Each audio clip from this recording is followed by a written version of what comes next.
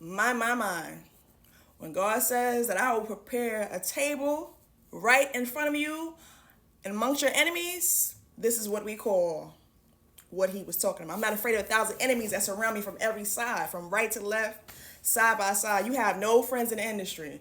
And every last one of these guys, he's worked with collaborations with them in music throughout his career.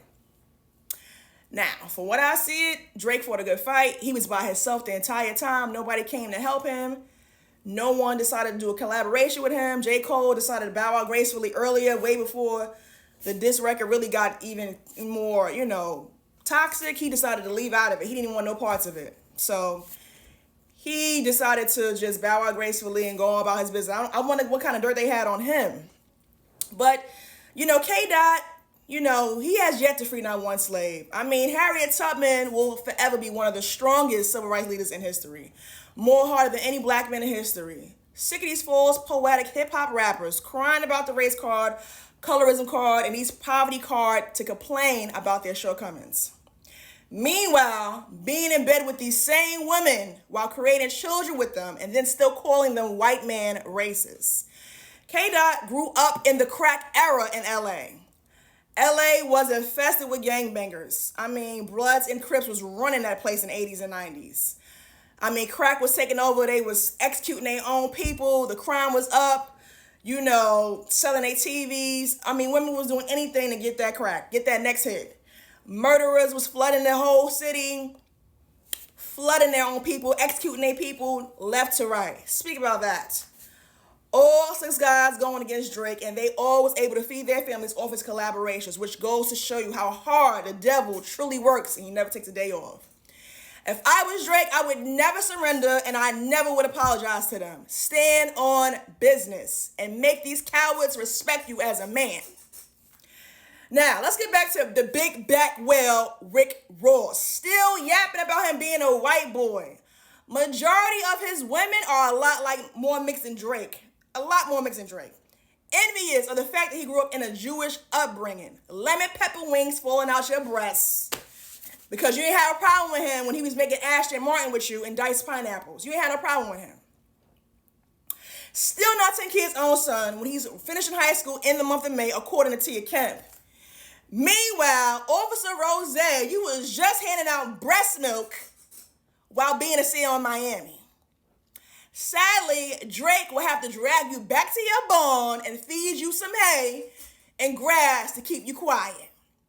Clearly, you're on a rampage again because you missed your snack time or because Drake is not making any more platinum hits with you. Galloping and making diss about him being biracial is so weak and tired. We know you took it personal when you offered to breastfeed Drake and he turned you down multiple times. Now, Future calling Drake for multiple collaborations, and now you in the studio with K-Dot, The Weeknd, A$AP Rocky, Rick Ross, and Metro Boomin talking major trash about him. You called him for multiple collaborations. You're a fake and a fraud, and you can't keep your cop in one household. Yeah. Go give Future Jr. a hug because Russell Wilson is raising your son. Okay? Metro Boomin, yes, pick up your sticks and keep playing your silly drums. You were so glad K-Dot came and relieved you from your drumming duties because Aubrey was on your ass. As far as Aubrey not being black enough and can't say the N-word, he most certainly can say the N-word because his father, Dennis Graham, is one of us. Dennis Graham's brother, Larry Graham, his uncle played the guitar for Prince many of years, so he's been in the music business for a long time. So you cannot say the N-word when you haven't stopped saying the N-word. So yes, he is one of us. And stop just trying to discard him because his mother is white. It's not fair because there's a lot of biracial people that's in the music industry. And matter of fact, the same Jews that you're talking about sign your checks. They're the ones that run these record labels. They run the real estate. They run the law firms. And they run the TV networks. Remember who's signing your checks again. Now, as far as Aubrey, you got to clear up those pedophile allegations. You need to come back with something. Because people are going to ride that pedophile title on you until they can see your career disappear. They're going to continue calling you a pedophile. And that's one thing you don't want on your name. So you got to clear up that pedophile stigma. That label and that reputation is going to be about you being a pedophile. And that's going to carry you in your entire career. No one wants to get sued, but they love the so-called snitching, no snitching, no policy, which is trash. We see majority of these rappers went to cemetery because of the no snitching policy. I mean, also, LA is completely trash after killing Tupac, B.I.G., Nipsey Hussle, and Pop Smoke, and so many other black people that have been executed in LA. That place is cursed for life. They don't get my respect. I mean, the murders that go on with black on black crime in LA is outstanding. I mean, I can tell you right now, when I was told what's going on in LA, the Mexicans is running that place from what I heard. From what I understand. There's so many black people that get executed in LA, it's ridiculous. Like, the executions that's going on, outrageous. And you sent Pop Smoke back to New York in a casket, and we still got a problem with that. Okay? So they have a reputation of murdering their own people. And they glorify that. They're very happy to carry that label that they don't have no problem executing their own people.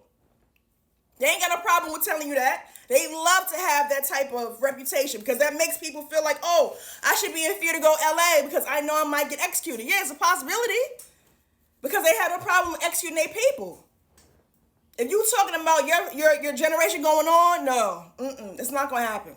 LA is known to murder their own people and they ain't got no problem murdering you. They ain't got no problem taking you to that mall. They got no problem. It's like that. That's part of their second, nature to murder black people. They own people. Okay? So, Aubrey, you got to clear up those allegations because they're not going to allow you to live that down. They're going to keep calling you a pedophile.